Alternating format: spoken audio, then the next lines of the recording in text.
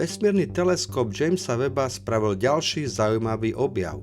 Objavil soľné oblaky na oblohe slávnej ružovej planéty. Týmto objektom je GJ504b, ktorá je od nás vzdialená približne 57 svetelných rokov.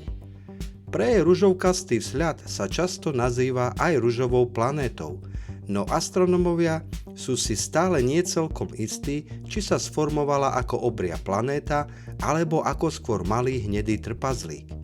Táto neistota vyplýva z jej veľkosti.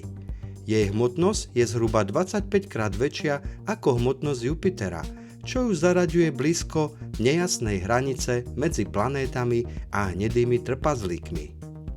Celé roky bol tento objekt príliš slabý na to, aby ho pozemné teleskopy dokázali správne analyzovať a pochopiť jeho atmosféru, až teleskop Jamesa Webba spravil ten správny prielom.